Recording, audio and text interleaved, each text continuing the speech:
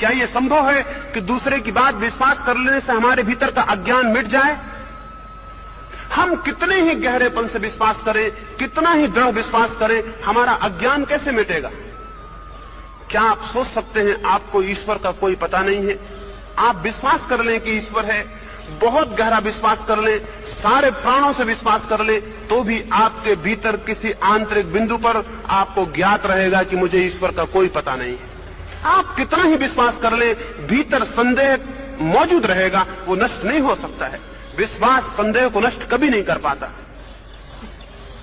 नष्ट कैसे करेगा? विश्वास का संदेह से कोई विरोध ही नहीं है। विश्वास तो उसी भांति है जैसे किसी आदमी को बीमारी हो जाए और वो कपड़ों से अपने को ढक ले और सोचे कि बीमारी खत्म हो गई।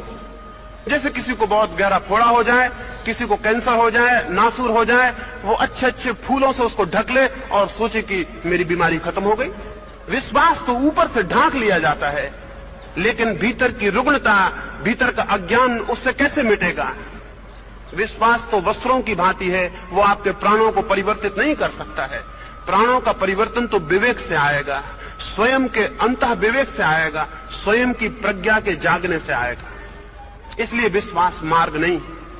लेकिन हमको तो समझाया गया है कि विश्वास मार्ग है, और हमको तो कहा गया है कि जो विश्वासी हैं वही स्वर्ग पहुंच जाएंगे, और जो विश्वास नहीं करते उनके लिए स्थान नरक होगा।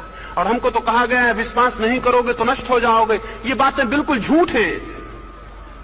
ये बातें झूठ हैं और किसी चीज को प्रचारित करने के लिए बार बार कही गई हैं। विश्वास से कहीं कोई कभी नहीं पहुंच सकता, क्योंकि विश्वास संदेह का विरोध नहीं है।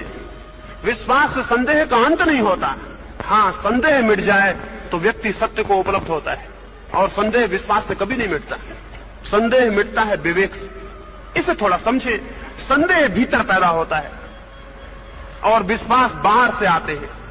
जो भीतर पैदा होता है वो बाहर से आई हुई किसी भी चीज से ढांका जा सकता है, मिटाया नहीं जा सकता। संदेह भीतर पैदा होता है, विश्वास बाहर से आते हैं। विवेक भी भीतर पैदा होता है। जहां बीमारी है वहीं समाधान हो सकता है। विश्वास दूसरे देते हैं, संदेह आपका होता है।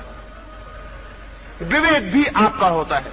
इसलिए विवेक तो संदेह को नष्ट कर सकता है, लेकिन विश्वास नष्ट नहीं कर सकते। और यही कारण है कि इतना विश्वास है दुनिया में, लेकिन फिर भी धार्मिक मनुष्य कहां है? इतने विश्वासी लोग हैं, लेकिन धार्मिकता कहां है? विश्वास से पैदा हुई धार्मिकता बिल्कुल झूठी होगी, और न केवल